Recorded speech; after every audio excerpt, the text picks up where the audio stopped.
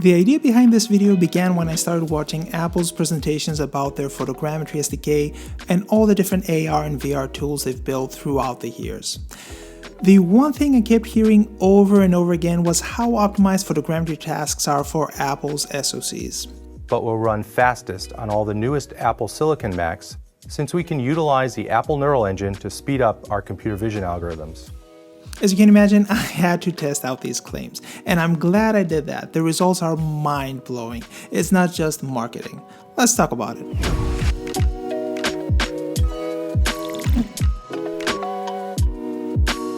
Just for context, here's how the M1 SoCs perform in Cinebench R23. For those who might not know, Cinebench is a CPU rendering test, and as you can see, the MacBook Pros with the M1 Pro and M1 Max already beat my iMac Pro setup.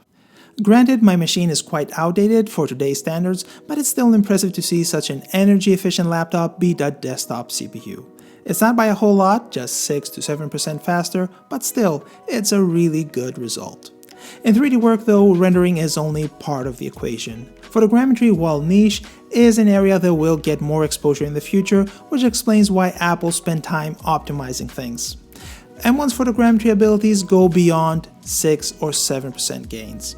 For my tests, I used 3 machines: my 10-core iMac Pro, which has an Intel CPU and a Vega 64 GPU, a MacBook Air with the M1 8-core CPU and GPU, and finally a maxed out MacBook Pro. The top-of-the-line MacBook Pro comes with the M1 Max, which has a 10-core CPU and a 32-core GPU. Now, for this scanning process. I took 160 photographs to capture the object from all sides and to also get some more details. For our test, this amount of photos is more than enough. On the software side, I chose PhotoCatch because it uses Apple's photogrammetry SDK.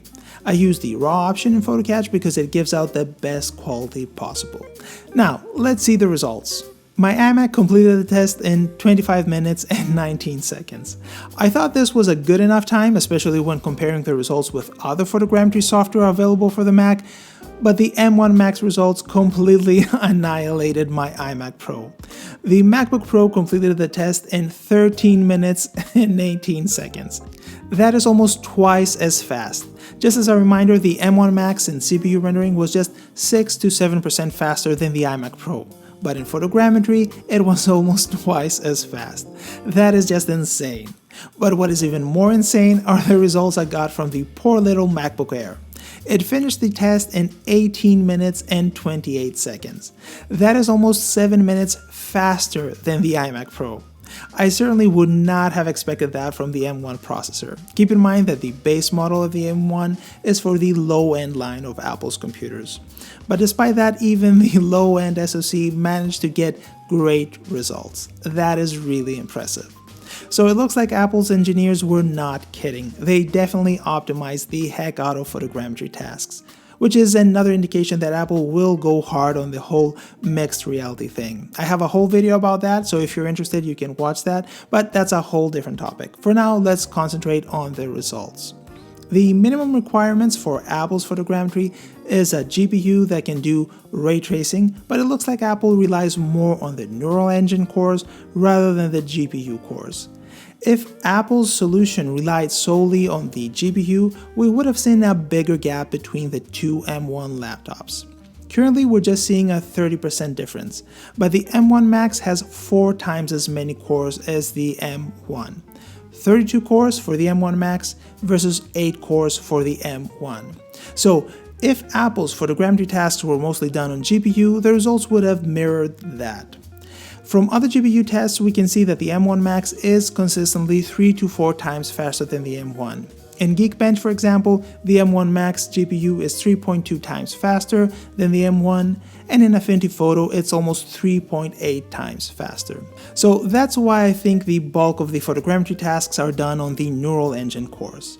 Of course, the GPU is used as well, but not as much as I would have expected. I might be completely wrong here, but I think that's what's going on behind the scenes, especially when we take into account that all M1 SoCs have the same number of neural engine cores. The benchmarks start to make sense. When I first saw this big speed difference, I was a bit skeptical, so just to be absolutely certain that I didn't use a different setting than RAW, I began inspecting the files.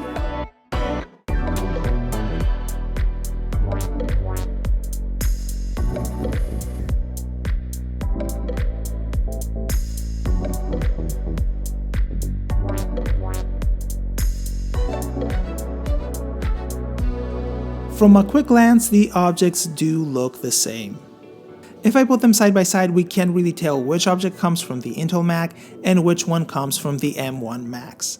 The textures look the same and the geometry looks the same as well, but there are some differences and I'm not really sure what their significance really is. There's no difference in quality, so that's good, but there are some additional things in the 3D file.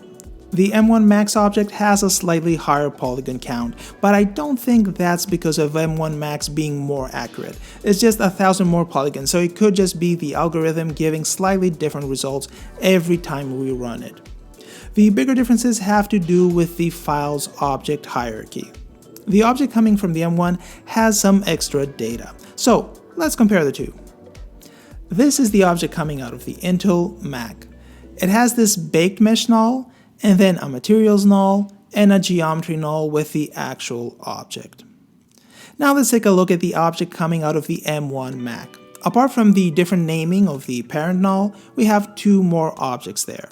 First is this camera, which I guess indicates from where the object was shot. I have no clue if that's the reason, but whatever the case may be, it's definitely nice to have.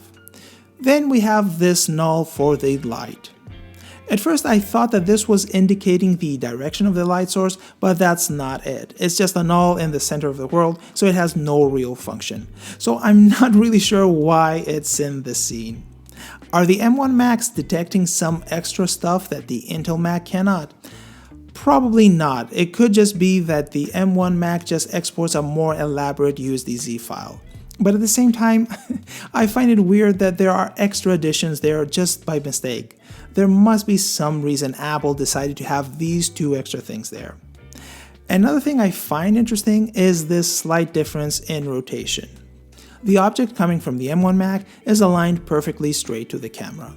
The one coming out of the Intel Mac has a slight rotation. Is the M1 Mac more accurate in detecting the orientation of the object, so it just straightens things out in the end? I'm not sure. What I do know though is that the rotation is not a random algorithm result. When I ran the scan a second time on the Intel Mac, the rotation of the new object completely matched the previous scan from the Intel Mac. So something extra is being done on the M1 Mac, but other than these small differences, there's nothing else that looks different. The camera addition though, and the fact that the object is perfectly zeroed out, is definitely nice to have and it saves some time. There's no need to manually adjust things yourself. If by any chance someone knows why the files are different, do let me know, I'm really curious. The extra performance that comes with the M1 SoC is very exciting, not just because of what the current Macs can do, but because of what that means for the desktop Macs coming out soon. The extra space available in the bigger thermal envelope will allow Apple to push the machines to the max. I think we will get to see some incredible performance gains. And I think it's not just going to be about more CPU and GPU cores, but also about more neural engine cores, at least for the Mac Pro.